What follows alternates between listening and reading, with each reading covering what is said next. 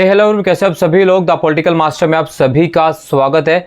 CBSE class 12 के compartment का जो रिजल्ट है 2023 का कंपार्टमेंट इंप्रूवमेंट का रिजल्ट डिक्लेयर किया जा चुका है। और रिजल्ट की अगर हम बात करें तो रिजल्ट बहुत ही ज़्यादा ख़राब रहा है।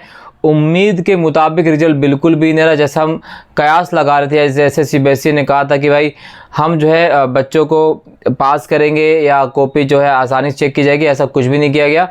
पिछले कई सालों की तरह इस बार भी सीबीएसई कंपार्टमेंट का जो रिजल्ट है बहुत ही ज़्यादा ख़राब रहा है। 50% से भी कम छात्र यानी 47% बच्चे पास हुए हैं और बाकी बच्चों को दोबारा से अब या तो फेल हो गए या फिर से उनकी कंपार्टमेंट दे दी गई है। ठीक है, साथ ही साथ अगर क्लास 10th की बात करें तो क्लास 10th के कंपार्टमेंट का रिजल्ट अभी नहीं आया है। वो रिजल्ट जो है कल या परसों किसी भी समय डिक्लेयर किया जा सकता है। ज़्यादा प्रोबेबल चांस है कि कल यानी 3 अगस्त को जो है रिजल्ट डिक्लेयर कर दिया जाए। अब बात हम उन छात्र छात्राओं की करने वाले हैं जिन छात्र छात्राओं को दोबारा से कंपार्टमेंट दे दिया गया है या वो छात्र छात्राएं कंपार्टमेंट एग्ज़ाम में फेल हो गए हैं। अब उनके पास विकल्प क्या है? क्या अब वो पास नहीं हो पाएंगे? क्या उनका पूरा साल ख़राब हो जाएगा? तो इन सभी सवालों के जवाब दोस्तों इस वीडियो में आप सभी को मिलने वाले हैं, तो एंड तक ज़रूर देखिएगा।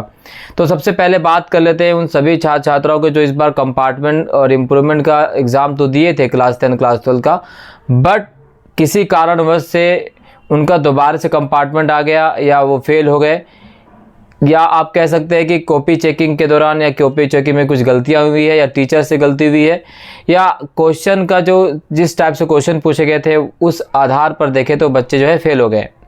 अब रीज़न चाहे कुछ भी रहा हो, सीबीएसई तो गलती मानेगी नहीं। छात्र छात्राओं पर ही जो है हार का ठीकरा फूरा जाएगा, जैसे हमारा समाज सोसाइटी लगातार इस तरह से करती रहती है।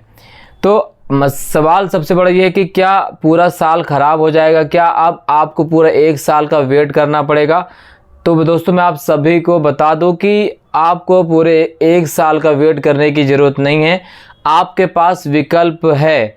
विकल्प है ये है, या तो अगर आपने पेपर अच्छा दिया है और आपको पूरा भरोसा है कि हमने जो एग्ज़ाम किया है, हमने जो पेपर दिया है, उस पेपर में हमने जितने भी क्वेश्चन अटेम्प्ट किए हैं सभी सही हैं, तो अगर आप पर अपने ऊपर 100% भरोसा है तो आप जो है रीवेरिफिकेशन करवा सकते हैं जो कल से शुरू हो रहा है।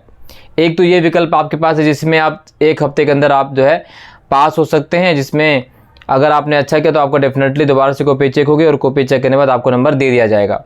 ठीक है, दूसरा तरीका यह है कि आप NIOS, जी हाँ, national institute of open schooling जो है उससे NIOS है, जिसे आप स्कूल ओपन लर्निंग के नाम से भी जानते हैं, आप उससे जो है ऑन डिमांड एग्जामिनेशन दे सकते हो। और साथ ही साथ जिस सब्जेक्ट में आप फेल हुए हैं उन पर्टिकुलर सब्जेक्ट में आप ऑन डिमांड एग्ज़ाम दे सकते हो और ऑन डिमांड जो है फॉर्म आप हर मंथ भर सकते हैं और अपने इच्छा अनुसार जिस भी तारीख को आप पेपर देना चाहें उस तारीख को आप पेपर दे सकते हैं। तीसरी बात अगर हम बात करें तो आप पूरे सब्जेक्ट का NIOS से फॉर्म फिलअप कर सकते हैं, जिसे आप जो है दिसंबर में आप एग्ज़ाम दे सकते हैं या दिसंबर के बाद भी आप चाहे तो अप्रैल मई में भी एग्ज़ाम दे सकते हैं। इसमें पूरा 1 साल का सर्कल लग जाएगा, तो ये भी ऑप्शन आपके पास है। या आप सीबीएसई से ही अगर देना चाहते हैं, अगर आपको सीबीएसई से ही कंपार्टमेंट की परीक्षा देनी तो आपको पूरा 1 सेशन का वेट करना होगा, यानी 2024 में जो एग्ज़ाम होगा उसमें आप जो है एज ए प्राइवेट कैंडिडेट के तौर पर फॉर्म फिलअप कर सकते हैं। सीबीएसई का फॉर्म दोस्तों अक्टूबर में आ जाएगा, वो सभी आपको मैं बता दूंगा। सीबीएसई का फॉर्म कब आएगा, फिलअप कैसे करना है, क्या क्या चीज़ें, सारी चीज़ें आपको हमारे चैनल पर मिल जाएंगी। तो सीबीएसई अक्टूबर में आएगा। अगर ऑन डिमांड देना चाहते हैं तो आप अभी भी ऑन डिमांड फॉर्म कल ही फिलअप कर सकते हैं और इसकी परीक्षा आप 1 हफ्ते या 10 दिन के अंदर जो भी हो जैसा आप चाहें उस हिसाब से आप फॉर्म फिल करके अपने पेपर को दे सकते हैं और आपका रिजल्ट डिक्लेयर कर दिया जाएगा। उसके आधार पर आप जो है किसी भी स्कूल में किसी भी कॉलेज में एडमिशन ले सकते हैं।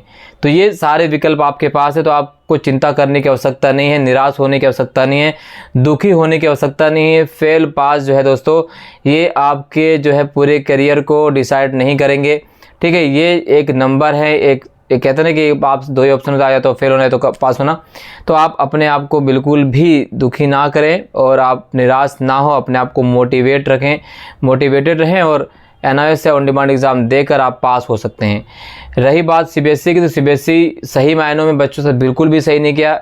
बच्चों के साथ जो भी उसे करना था उसने एग्ज़ाम के माध्यम से बच्चों को फेल कर दिया। और सीबीएसई से मैं भी रिक्वेस्ट करना चाहता हूँ कि अगर थोड़ा भी बच्चों के लिए आप कुछ कर रहे हैं या करना चाहते हैं तो बच्चों को आप पास कीजिए, क्योंकि बच्चों ने पूरे साल मेहनत करी है और उस मेहनत के बाद अगर इस तरह से व्यवहार किया जाए, कॉपी सही से ना चेक हो, टीचर्स की गलती की वजह से, खामी की वजह से बच्चों का रिजल्ट ख़राब हो जाए, तो ये इसमें खामियां टीचर्स की हैं, बच्चों की नहीं है। तो ये रिक्वेस्ट मेरी सीबीएसई के आला अधिकारियों से है, हमारे शिक्षा मंत्री से है, सीबीएसई के निदेशक से है। तो इस पर संज्ञान जरूर लें कि कॉपी कैसे चेक की गई है, 50% बच्चे कैसे रह गए, 47% रिजल्ट सिर्फ क्यों आया, ये सारी चीज़ें बहुत ध्यान देने वाली हैं और सीबीएसई को इस पर संज्ञान लेना चाहिए। हमारे शिक्षा मंत्री को भी इस पर संज्ञान लेना चाहिए। सो कुल मिलाकर दोस्तों मैं आपसे यही कहना चाहता हूँ कि आप जो है निराश ना हो, आपके पास विकल्प है और विकल्प ये है कि आप जो है ऑन डिमांड एग्ज़ाम दे सकते हैं। सीबीएसई से देना चाहते तो वो भी दे सकते हैं और एनआईओएस से भी करना चाहते तो वो भी कर सकते हैं। तो ये सारे विकल्प आपके पास है। फॉर्म फिलअप कैसे करना है वो सारी चीज़ें मैं आपको step by step next video में आपको बता दूंगा। दोस्तों इस वीडियो में बस इतना ही, मिलते हैं नेक्स्ट वीडियो में, तब तक ले जय हिंद, धन्यवाद।